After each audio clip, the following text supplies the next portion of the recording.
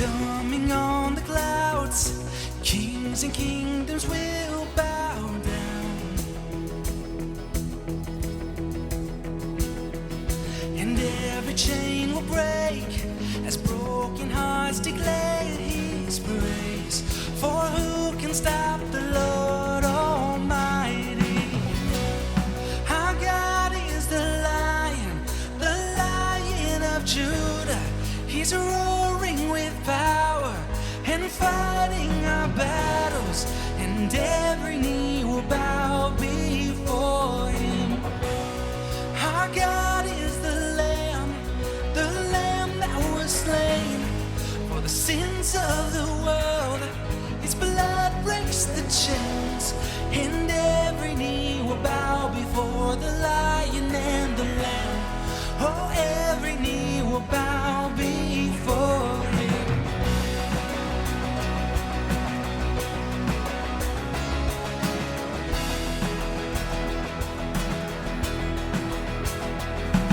So open up the gates, make way before the King of Kings.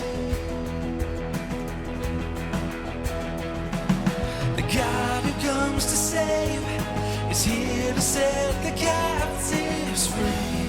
For who can stop the Lord Almighty? Our God is the Lion of Judah. He's roaring with power and fighting our battles, and every knee will bow before him. Our God is the Lamb that was slain for the sins of the world. His blood breaks the chains, and every knee will bow before the Lion and the Lamb. Oh, every knee will bow before him. Who can stop the Lord Almighty? Who can stop the Lord Almighty? Who can stop the Lord Almighty?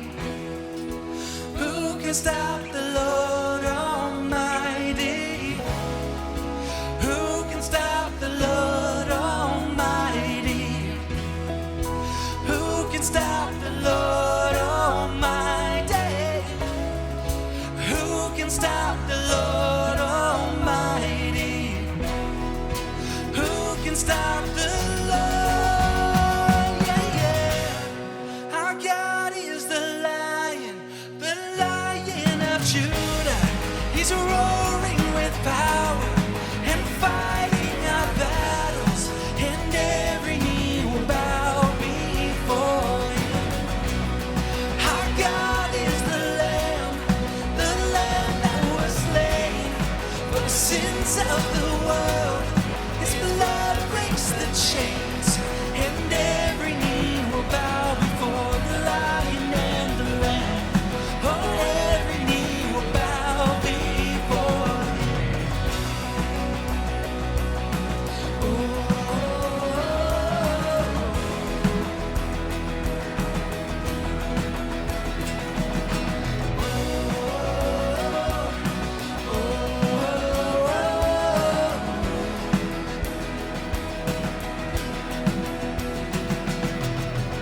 Lord, as always, we ask you to give us ears that listen, minds that understand, hearts inclined to follow all that we find today in your word. We pray this in Jesus' precious name. Amen. Today we conclude our study of the life of David, and I think it's become fairly apparent that the Bible records both David's triumphs and David's transgressions. He was both a man of failure and a man of faith. It's been suggested that David's life can be segmented into 4 cycles, and that each cycle we find a moment of great failure following a moment of great faith. And the first cycle we discovered in the life of David was from slaying to fleeing. And this begins with David's great victory over the giant Goliath. And shortly after this, the scriptures say, in everything he did, he had great success because, why did he have great success? Because the Lord was with him. However, the first cycle ends with failure. It ends with David attempting to escape Saul's attacks by leaning on his own understanding, utilizing his own schemes. And we discover that in 1 Samuel 21 and verse 10. That day, David fled from Saul and went to Achish, king of Gath. Goliath was from Gath. David went to the city of the Philistines. But the servants of Achish said to him, "Isn't this David, the king of the land? Isn't he the one they sing about in their dances? Saul has slain his thousands and David his tens of thousands."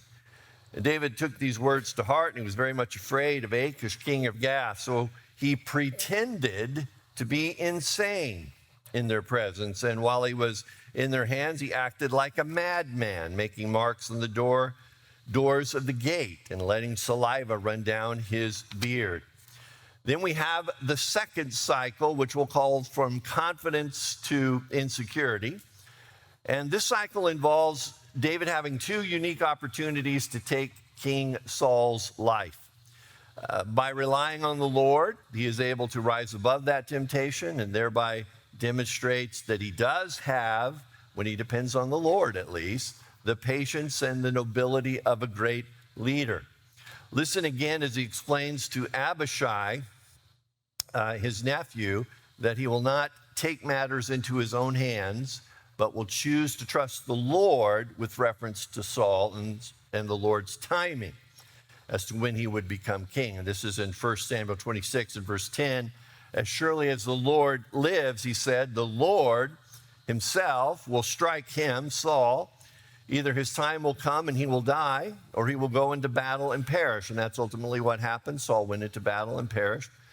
"But the Lord forbid that I should lay a hand on the Lord's anointed." Now get the spear and water jug that are near his head and let's go. But once again, David quickly moves from the mountain of faith to the valley of failure, as this period ends with David again deciding to flee to the Philistines for refuge. Now, the Lord has miraculously delivered David from Saul several times.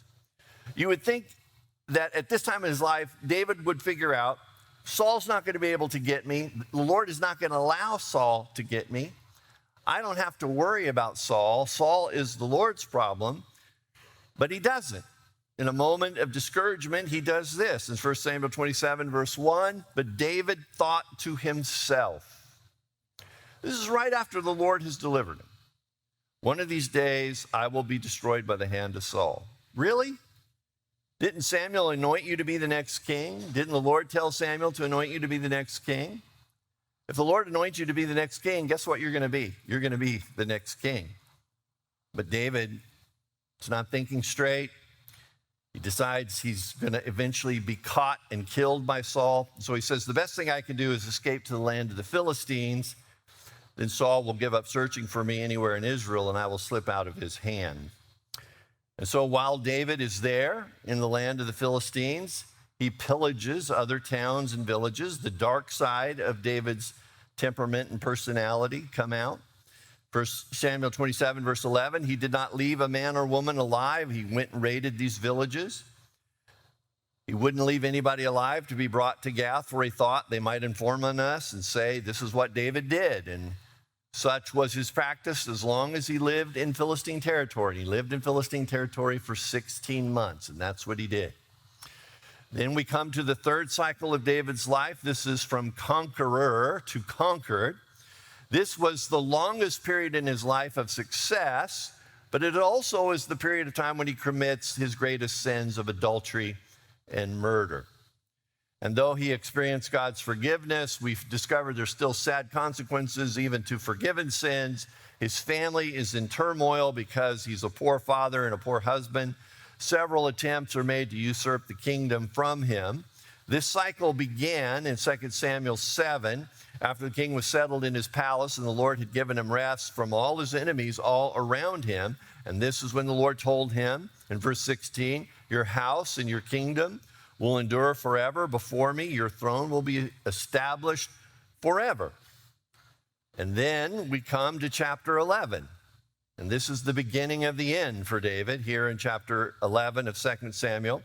In the spring, at the time when kings go off to war, David sent Joab out with the king's men and the whole Israelite army. They destroyed the Ammonites and besieged Rabbah. But David remained in Jerusalem. And one evening, David got up from his bed and walked around the roof of the palace. And from the roof, he saw a woman bathing, and the woman was very beautiful. So that leads to adultery with Bathsheba, which leads to the murder of Uriah, which leads to the death of soldiers in a conspiracy with Joab. Then we have the fourth cycle, which we call from united kingdom to divided heart. And this is near the end of David's life, near the end of his reign. He recaptures the kingdom from Absalom, his son, who tried to usurp the kingdom from him. He defeats the Philistines. Everything appears to be going well. In 2 Samuel 19 and verse 14, we're told he won over the hearts of all the men of Judah as though they were one man. And they sent word to the king, return you and all your men. Nevertheless, old habits die hard. So David makes one big last mistake. He orders a census, a numbering of his military men to be taken. And to get the whole story of everything that happened, you have to read 2 Samuel 24 and you have to read 1 Chronicles 21. In 2 Samuel 24 and verse 1, again, the anger of the Lord burned against Israel, and he, the Lord, incited David against them, saying, go and take a census of Israel and Judah. So the king said to Joab and the army commanders with him, go throughout the tribes of Israel from Dan to Beersheba and enroll the fighting men. Why? So that I may know how many there are. But Joab replied to the king, may the Lord your God multiply the troops 100 times over, and may the eyes of my lord the king see it. But why does my lord the king want to do such a thing? The king's word, however, overruled Joab and the army commander, so they left the presence of the king to enroll the fighting men of Israel. Now, if you read the passage in 1 Chronicles 21, it says that Satan incited David to do this. If you read 2 Samuel 24, it says the Lord incited David to do this. So how do we harmonize those two passages? Well, from these accounts, we learn that God was angry with the people of Israel. I think everybody was feeling a little bit too big for their britches at this period of time in their history. And so the Lord allowed Satan to incite David into taking a census. In other words, I believe the Lord's inciting of David was passive and Satan's was active. The Lord merely allowed Satan. Normally he would have protected him from Satan. In this instance, he chooses not to. And so David does this. And even his military commander, Joab, who was not exactly a spiritual Goliath, warns him this is not a good idea. Now, why is it a bad idea? What's wrong with numbering the fighting men? And several explanations have been offered. Some have drawn the inference from 1 Chronicles 27 that David's sin lay in numbering those who were under 20 years old. And so basically he's trying to fudge the numbers, make them seem larger than they are, because by law of Israel, no one under 20 could serve in the military. They're too young. It was an illegal act to induct them into the service or to count them as part of the military service. Others say, no, his fault lie in his failure to collect the tax which was to be paid for the service of the sanctuary anytime there was a numbering of the people. And still others say, and I think this is the correct point of view, that David's sin was in the pride of his heart. Here again, he fell prey to the temptation to trust in his own resources rather than in the Lord.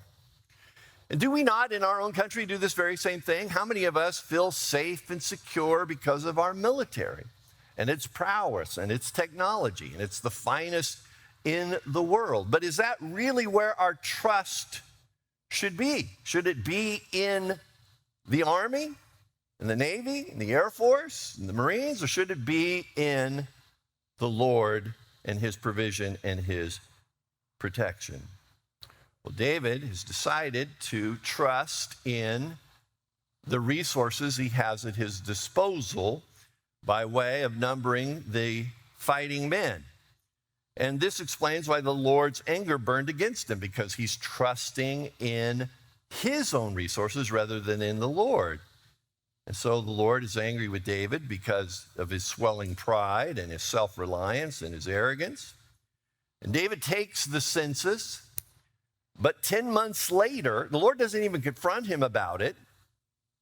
10 months later, David sort of realizes that this was a big mistake. We're not told exactly how that came to him, but here's what happened in 2 Samuel 24 and verse 10. David was conscience-stricken after he counted the fighting men 10 months later and said to the Lord, I have sinned greatly in what I have done. Now, O Lord, I beg you, take away the guilt of your servant.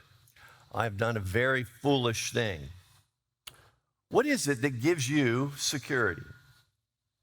At this moment in his life, David was having peace, security, and comfort in knowing the number of fighting men that he had available at his disposal.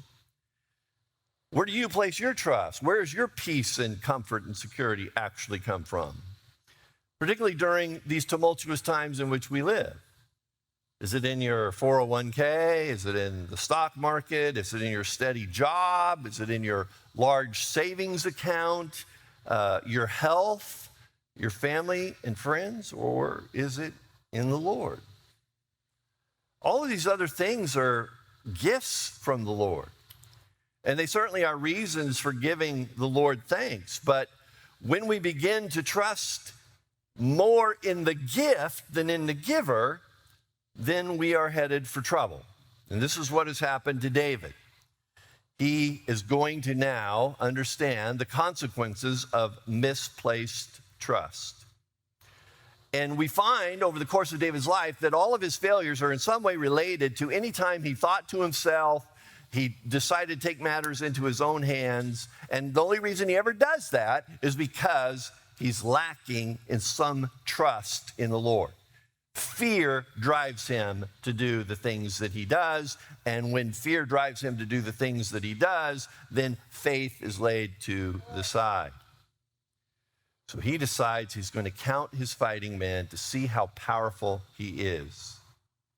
Very foolish thing to do. So God gives David the choice of 3 punishments.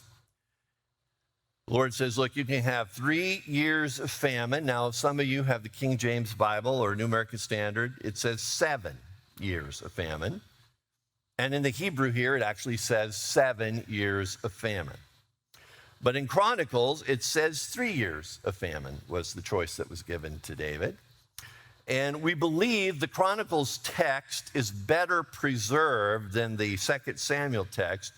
And so the belief is 3 is really the correct number of years, because he's given 3 options. They're all given in 3s, so why would that one be different? So 3 years of famine he could choose, or he could choose 3 months of defeat before his enemies, or 3 days of plague. Why does God offer him a choice in punishment? Why doesn't God just choose the punishment and deal it out? Most feel this offer is related to giving David a choice of, hey, David, you can rip the Band-Aid off all at once and get it over with, or you can slowly pull it off over time, and maybe the punishment will seem less severe, but it will last longer. Others think the difference is the Lord is giving David a choice between punishment through the hands of men or punishment through the hands of God. And we know that David specifically chooses the punishment he chooses because he says, I know that the Lord is merciful. I'll take my risk with being punished by the hands of God. So he takes the 3 days of plague. And 70,000 men die in 3 days. Some have wondered, well, why did the people have to suffer because of David's sin?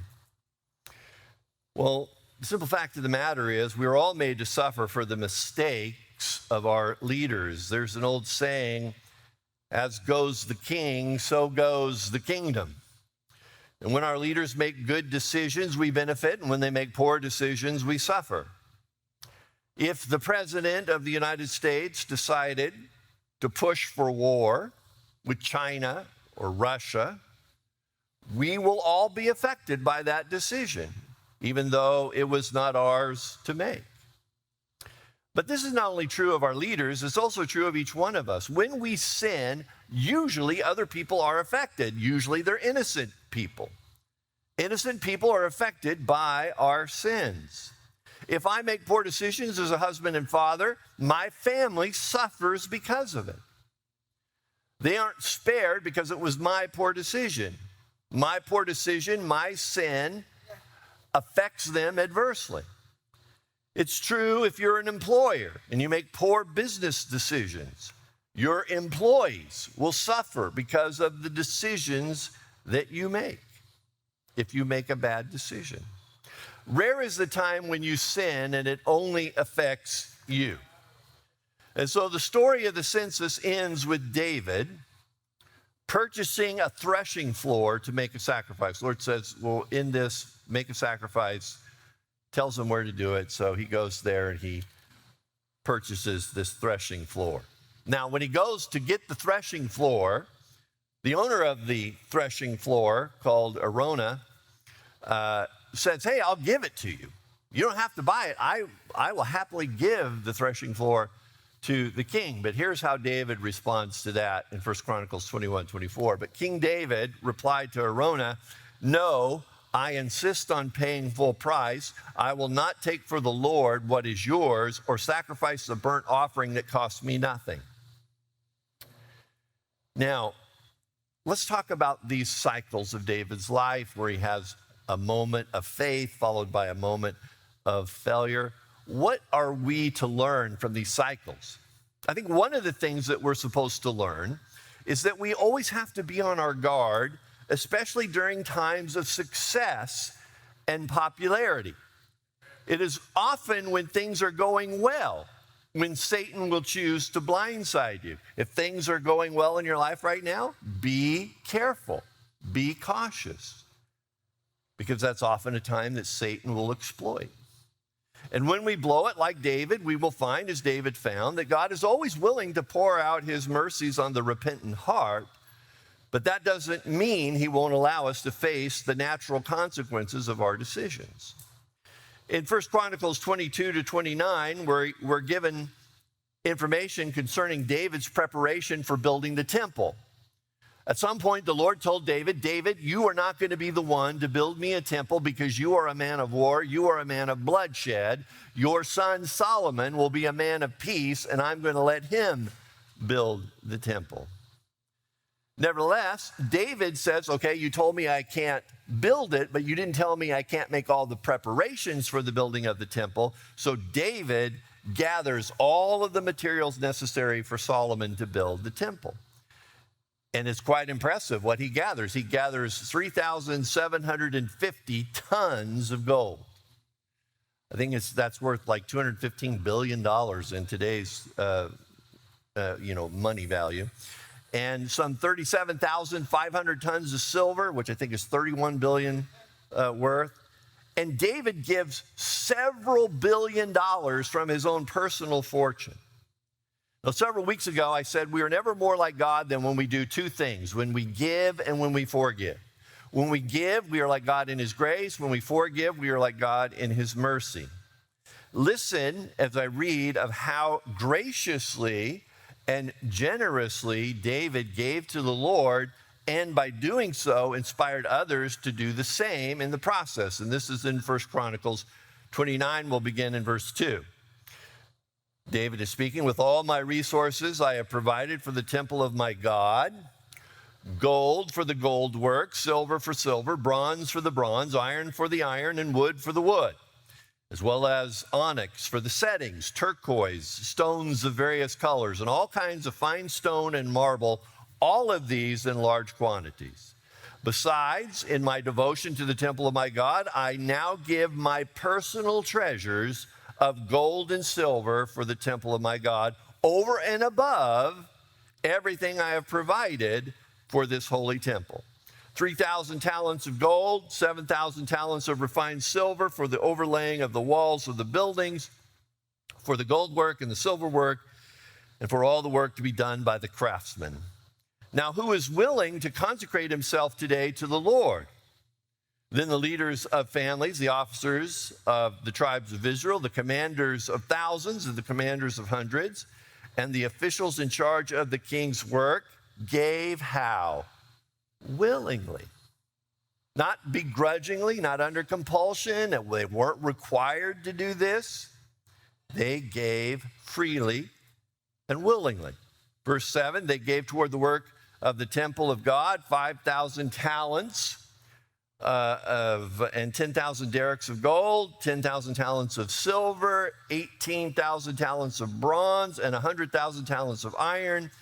And any who had precious stones gave them to the treasury of the temple of the Lord in the custody of Jehiel, the Gershonite.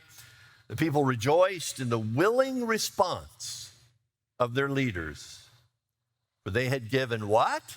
Freely and wholeheartedly to the Lord. And that's how we're all supposed to give to the Lord, freely and wholeheartedly. And David, the king, also rejoiced greatly. And David praised the Lord in the presence of the whole assembly, saying, "Praise be to you, O Lord, God of our father Israel, from everlasting to everlasting. Yours, O Lord, is the greatness and the power and the glory and the majesty and the splendor, for everything in heaven and earth is yours. Yours, O Lord, is the kingdom. You are exalted as head over all. Wealth and honor come from you. You are the ruler of all things. In your hands are strength and power to exalt and give strength to all. Now, our God, we give you thanks and praise your glorious name. But who am I and who are my people that we should be able to give as generously as this? Everything comes from you, and we have given you only what comes from your hand." Someone has pointed out that giving to God is not unlike a father giving his child $20 to buy him a Father's Day gift. You know, only a fool would think the father winds up on the plus side of the ledger with that deal. In the same way, the only reason that any of us can give anything to God is because God has already given to us in the first place. And this is what David recognized and was encouraging the people to recognize. When boiling David's life down to its essence, we find that David was a man of tremendous weakness, but he was also a man of tremendous strength. He was devoted to the Lord. He had a passion for God, and it's a passion that he wants to pass on to his children. Listen as he gives Solomon, his son, this charge in 1 Chronicles 28. "So now I charge you in the sight of all Israel and of the assembly of the Lord and in the hearing of our God, be careful to follow all the commands of the Lord your God, that you may possess this good land and pass it on as an inheritance to your descendants forever. And you, my son, Solomon, acknowledge the God of your father and serve him with wholehearted devotion, with a willing mind. For the Lord searches every heart and understands every motive behind the thoughts. If you seek him, he will be found by you." This is the kind of counsel we would want to give to our children. Live to know God. Live to serve God. Live to seek God. Now, interestingly, the 1 Chronicles passage does not contain the rest of his advice to Solomon, which was to murder Shimei and Joab. It doesn't mention that here in Chronicles. Why not? Because the emphasis of 1st and 2nd Chronicles is on the religious and the spiritual. So this was the religious spiritual thing that David had to say. 1st and 2nd Samuel and 1st and 2nd Kings emphasize the historical and the political. So David had some more things to say that weren't as spiritual and religious. And that's what makes David such a complex Bible character to study and to analyze. How are we to summarize the life of David? He was a shepherd, he was a psalmist, he was a warrior, he was a king, but mostly he was a man of faith and failure. He experienced triumphs, and he committed transgressions. In other words, he was a person just like you and I. We are all, in one way or another, people of faith and people of failure. I've noticed that in fertile soil, flowers will flourish, but so will weeds. This is why David's greatest strength, his being a man of passion, was often at the very same time his greatest weakness. When his passion was under the control of the Lord, he did awesome things. When his passion came under his own control, or out of control, we might say, he did terrible things. We have to be careful with the Lord's blessing. I don't know how the Lord has blessed you. There might be many different ways in which the people who are gathered here this day have been blessed. But I do know this. Whatever way in which you've been blessed, Satan, if given the opportunity, will turn that blessing into a curse. And the fuller your cup of blessing, the steadier the hand required to hold it. In 1 Chronicles 29 and verse 28, we're told that David died at a good old age, having enjoyed long life, wealth, and honor. His son Solomon succeeded him as king. The summation of David's life is given in Acts 13 in the New Testament. For when David had served God's purpose in his own generation, he fell asleep. One day, the Lord's going to call you home. Will it be said of you, will it be said of me, Jeff served God's purpose in his own generation? Have we faithfully served God's purpose in our generation? We need to ask the Lord to make us faithful to serve the generation in which we live. We have to commit ourselves to allowing the life of Jesus to express itself in and through us. In 1 Kings chapter 2, verse 10, it says, Then David rested with his ancestors and was buried in the city of David. He had reigned 40 years over Israel, 7 years in Hebron, and 33 in Jerusalem. So Solomon sat at the throne of his father David, and his rule was firmly established. Now, one of the things that I learned from the life of David that I thought was kind of interesting is one of the ways in which God chooses to redeem sin. And one of the ways that God chooses to redeem sin is as old as the book of Genesis. In Genesis 50, Jacob dies. They're in Egypt. Joseph is second in command in Egypt. The 11 brothers are there. Father is there. But the brothers wonder, since they sold Joseph into slavery, that now that Jacob is dead, will Joseph now choose this time to take his revenge against us for selling him into slavery? And here's how that went. When Joseph's brothers saw their father was dead, they said, perhaps Joseph will hate us and may actually repay us for all the evil which we did to him. So they sent messengers to Joseph to lie, basically, and say, oh, by the way, Joseph, we forgot to mention this to you, but, right before Dad died, I remember him commanding us, hey, I want you brothers to say to your brother Joseph, I beg you, please forgive the trespass of your brothers and their sin, for they did evil to you. So please forgive the trespass of the servants of the God of your father. When Joseph hears this, he weeps. Why does he weep when the brothers do this?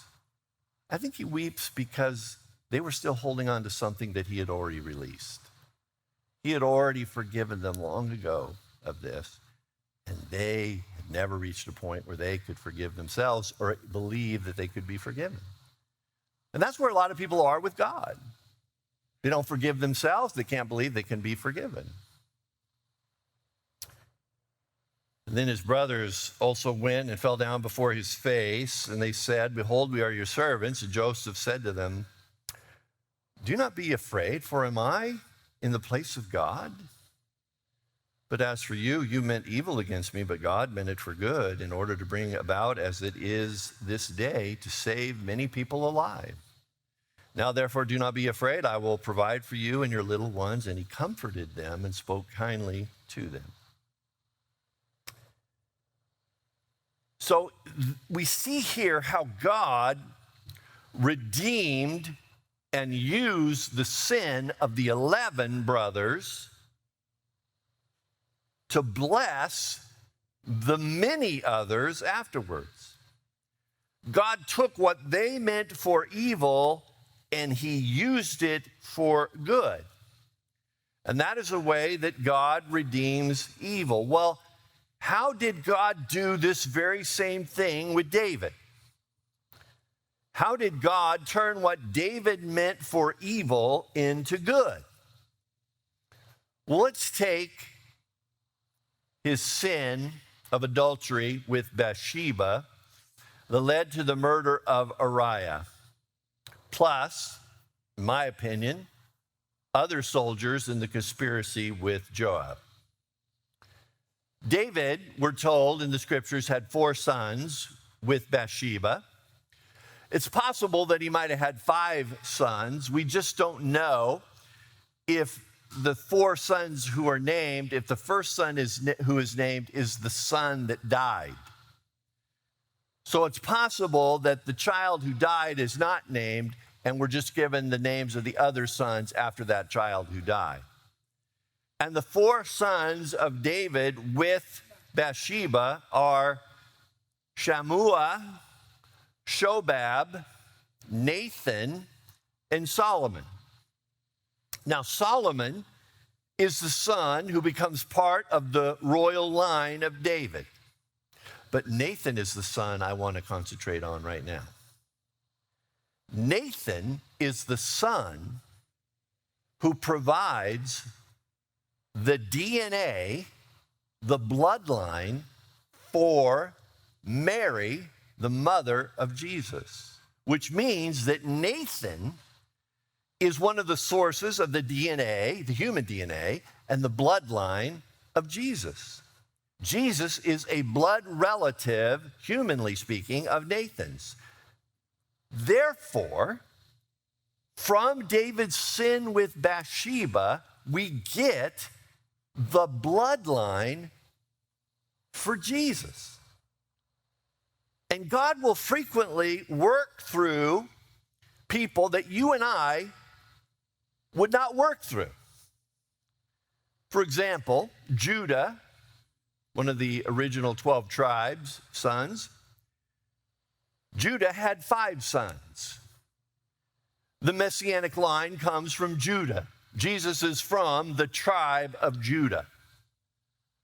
Of those 5 sons, one of those sons came into existence because Judah had a daughter-in-law named Tamar. Her husband died, and Judah was supposed to provide Tamar with another husband from one of his other sons, and he never does it.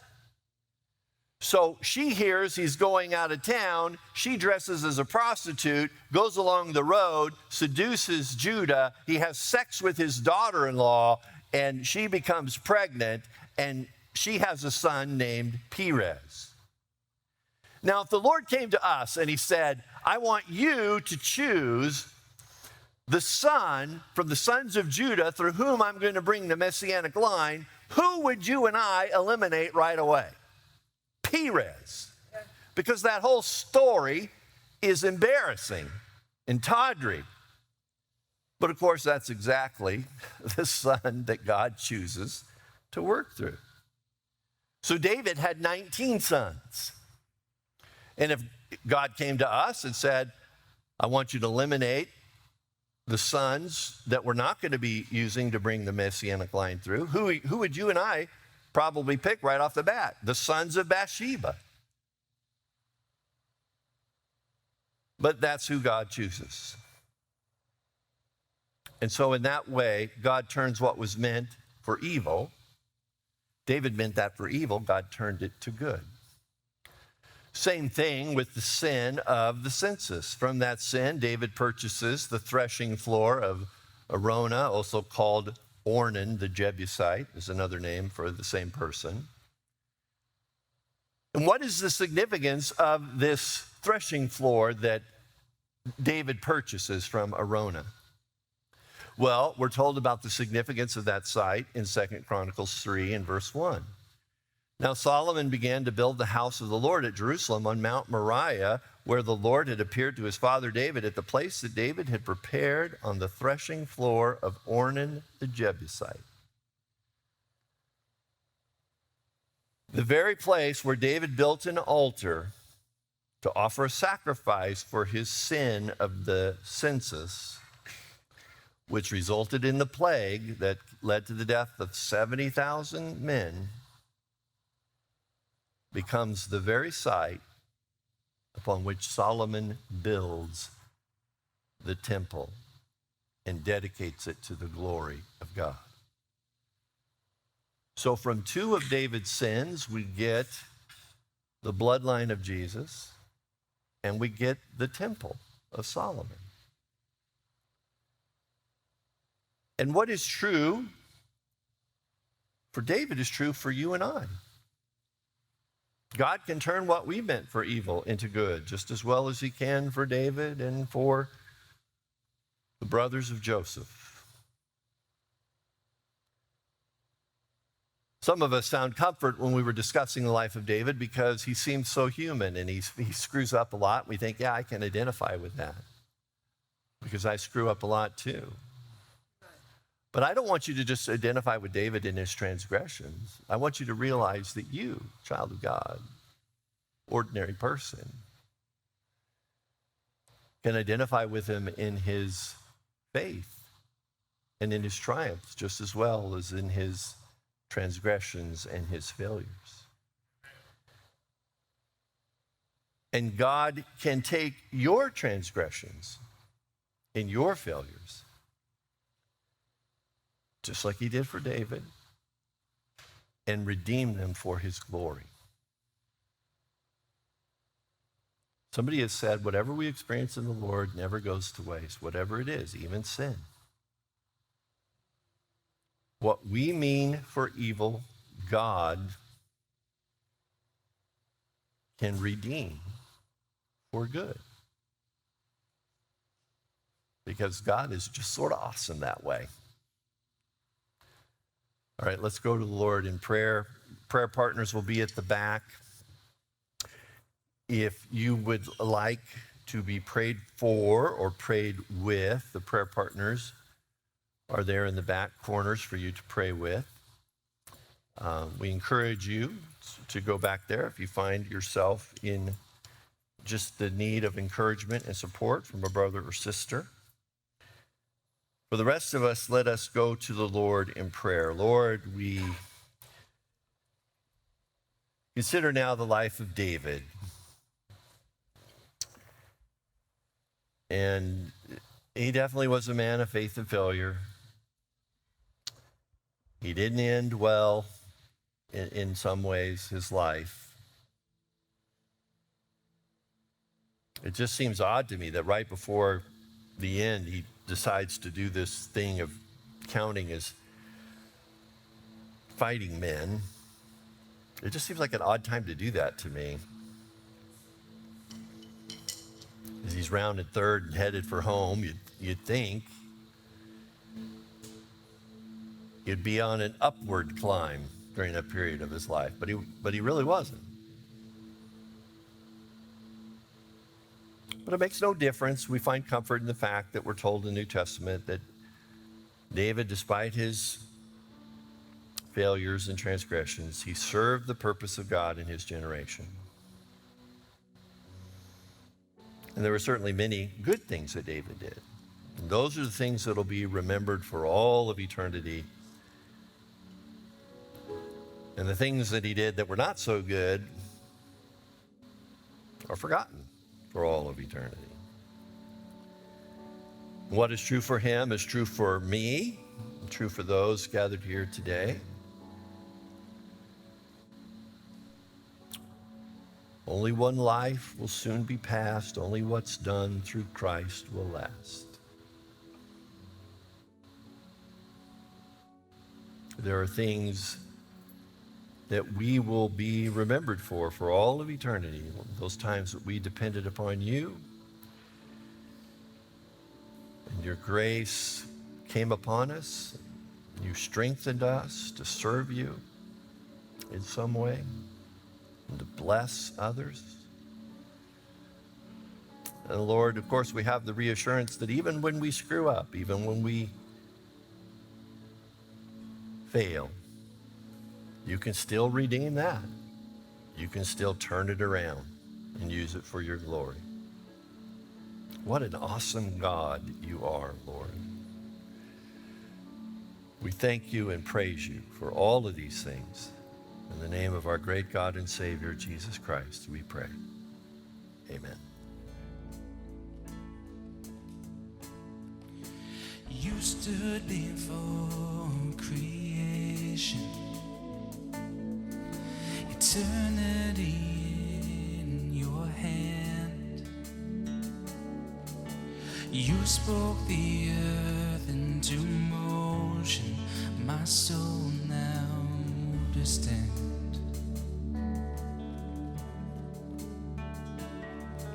You stood before my failures, carried the cross for my shame. My sin weighed upon your shoulders, my soul now to stand. So what can I say? What can I do but offer this heart, oh God, completely to you?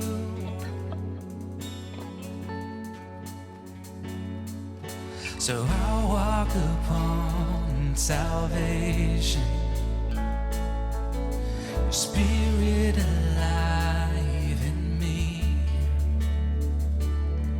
my life to declare your promise, my soul now to stand. So what can I say?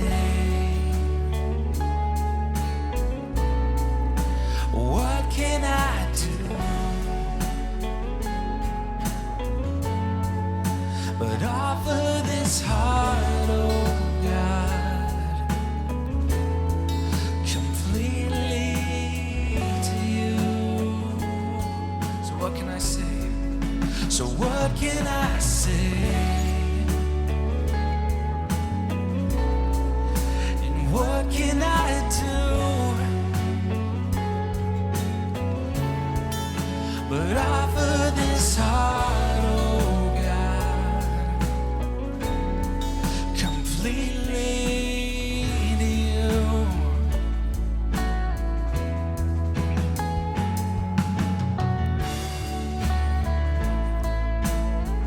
Oh, completely to you.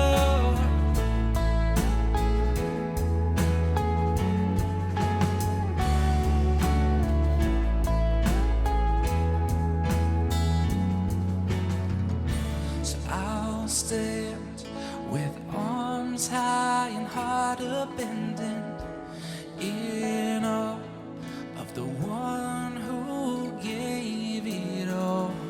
I'll stand, my soul, Lord, to you surrendered. All I am is yours.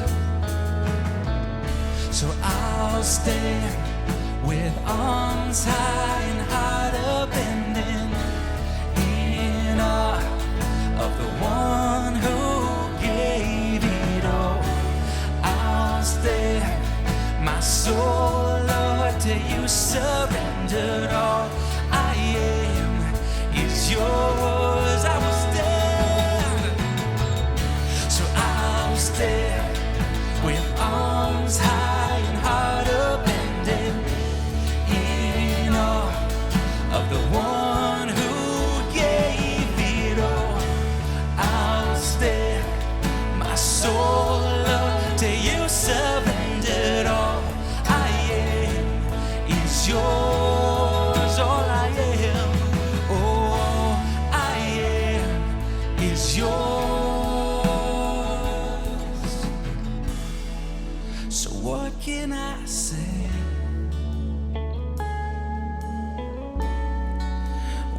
can I do